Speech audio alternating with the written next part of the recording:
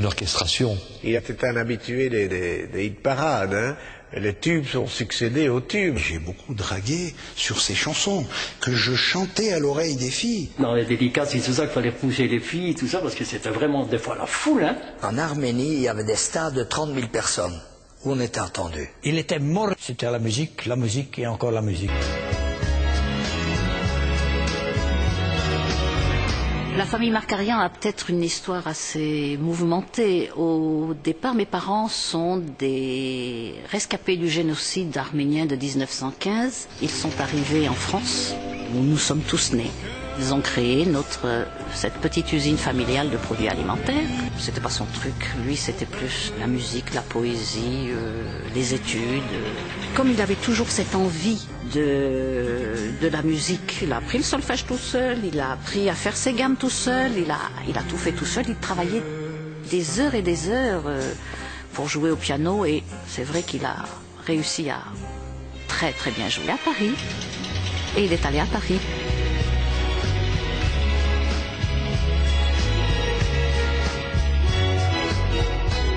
Marc à Paris a enregistré un disque sous son nom, Henri Markarian.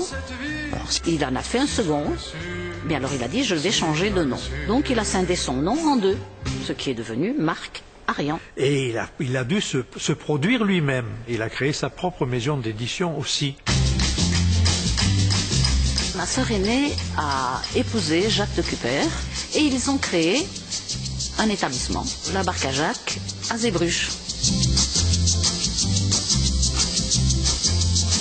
Marc, avec son disque, s'est dit, bon ben, le meilleur test que je puisse faire, c'est d'aller à la barque et de passer ce disque et voir la réaction du public. Et maintenant, la Barque à Jacques présente Markarian. Et puis ça a marché tout de suite, très fort.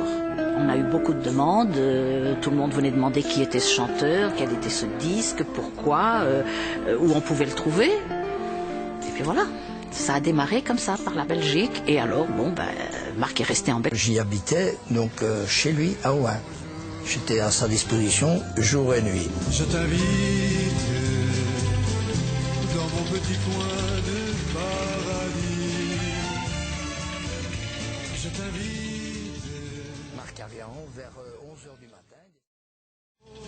Oui, mais elle était bête à manger du pain. Et c'est dommage car je l'aimais bien.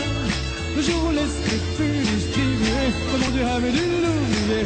Oula, oula, là.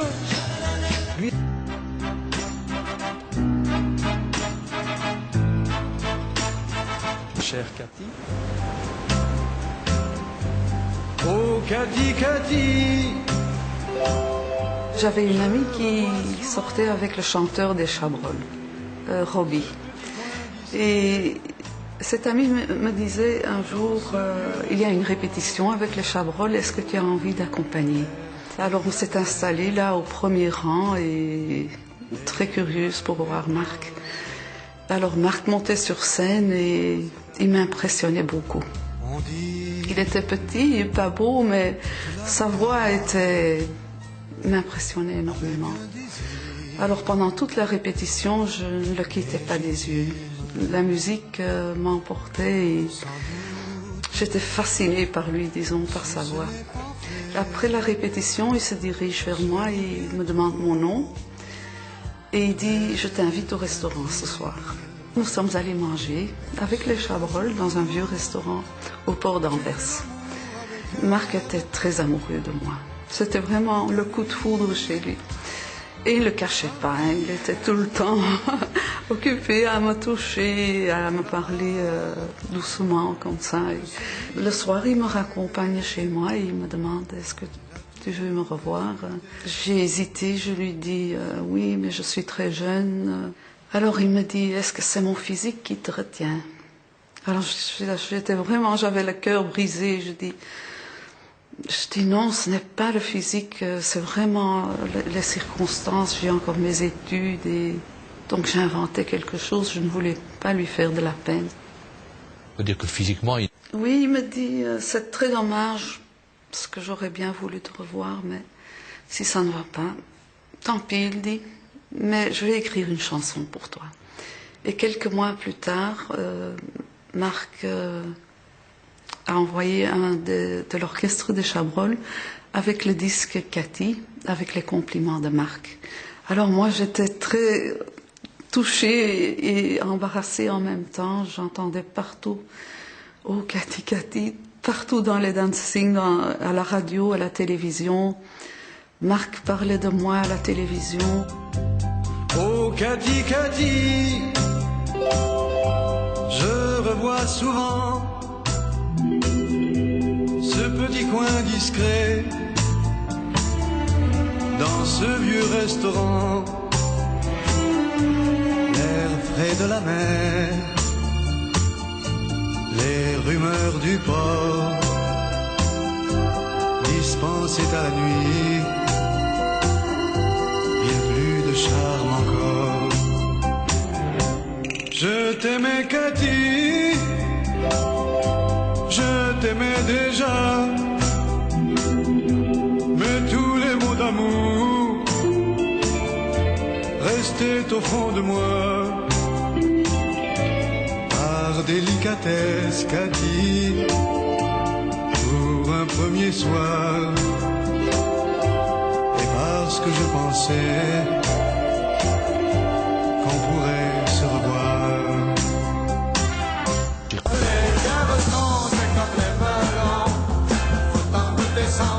Numéro 1 au hit parade, c'était quand même quelque chose d'important, avec ce titre en plus. Alors ça, c'était la gloire. Tu es numéro 1 au hit parade de mon cœur. Je me précipite, je décroche vite et je dis allô chérie, c'est toi. Si tu n'étais pas volage, volage, nous ferions un beau voyage, voyage qui nous mènerait au pays des cheveux blancs. Si tu n'étais pas volage.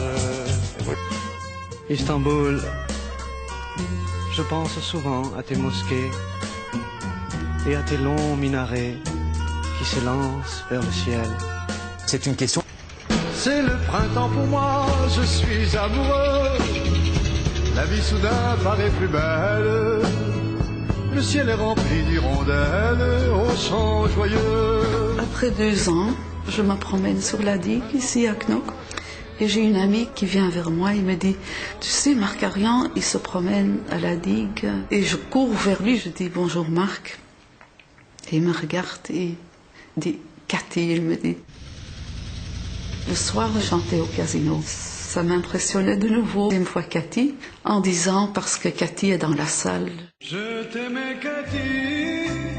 Et j'étais très émue. Vraiment, c'était pour moi peut-être le plus beau moment de ma vie. Et en mariage. Il dit, c'est la première fois que je pense au mariage, mais c'est toi vraiment que je veux épouser. Est-ce que tu veux m'épouser? C'était une belle histoire d'amour, disons, qui a mal terminé, mais je garde un souvenir d'un être merveilleux de lui. C'était vraiment... Tu es une petite fille, vraiment trop raisonnable. Tu fuis devant la vie, tu fuis devant l'amour. Tu ne seras jamais ma roue de secours, celle qu'on vient chercher en panne d'amour. Mais je crois que j'ai le bon numéro. Je viens de... La rencontre avec Marc s'est faite en 1979. J'avais 23 ans et ça s'est passé à Pec. Ce qu'il aimait chez moi, je crois, il y avait une certaine jeunesse à cette époque, mais c'est surtout la sincérité. Être aimé pour lui-même, oui, peu. Si je t'écris cette lettre... Moi, je me rappelle quand même de...